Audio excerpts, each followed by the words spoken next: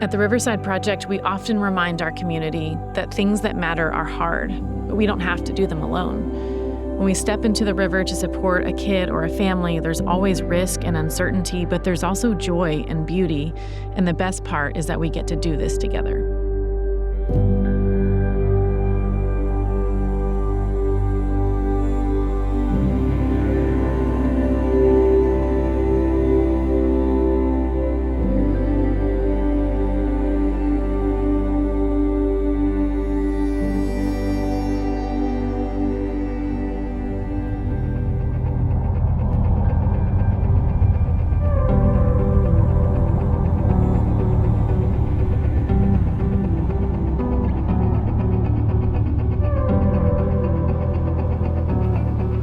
Children, when they come into the system, they have experienced various levels of abuse, and there's a consequence to all of that.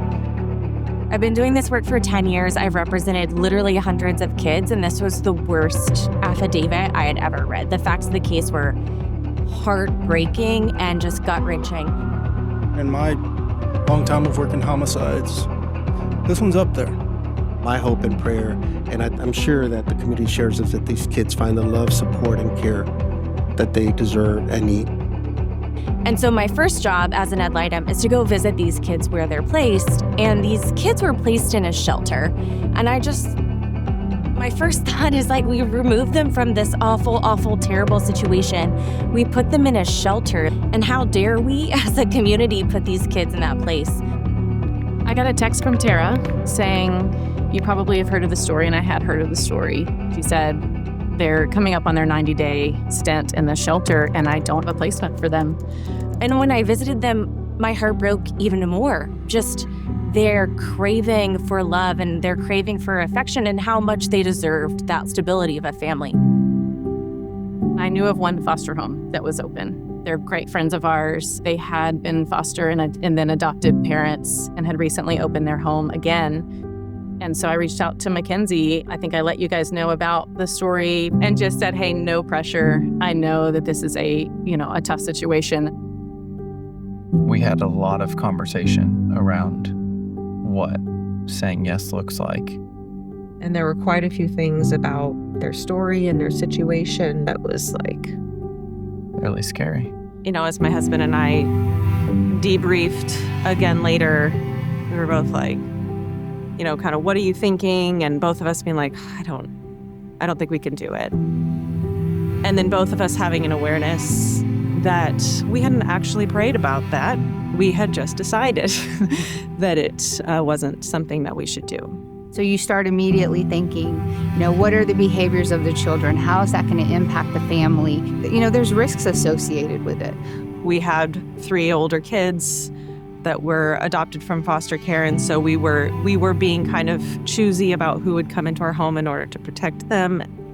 they had some profound things to express. One of them being, you did this for us, so why would we not be willing to do it for somebody else?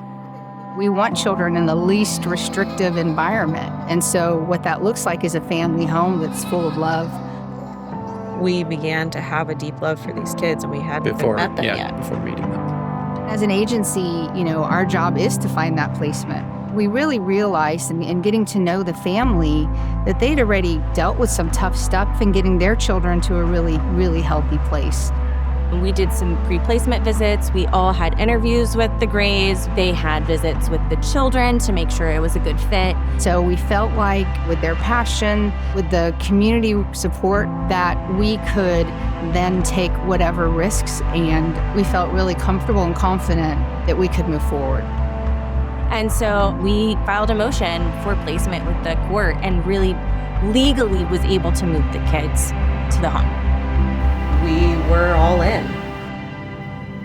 You can have all the love in the world, and that's wonderful. You have to have that. But that really only goes so far. You're going to hit a lot of walls. You need support. You need people around you. So Amber said earlier that all she did was just let somebody know about the need, but she made another call to us and let us know the parents where these kids go are going to need. another level of support to ensure that the kids have what they need to heal.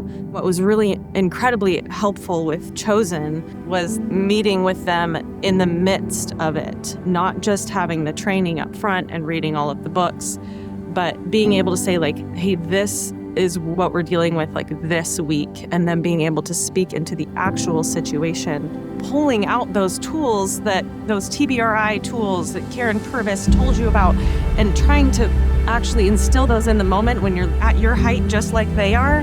It feels impossible. And so you need people that are already doing work on your behalf and supporting you, who understand what you're feeling in the midst of that. If we can give the families what they need, just our little portion to help them keep going so that the boys are now thriving, it's a huge win. They are so secure, and we have heard that from multiple outside sources. They wouldn't be as healthy as they are now if we weren't as healthy as we are, which is because of the support that we've had. To have people to pray for you and with you has been really, really important. Because we are not strong enough on our own. We're not.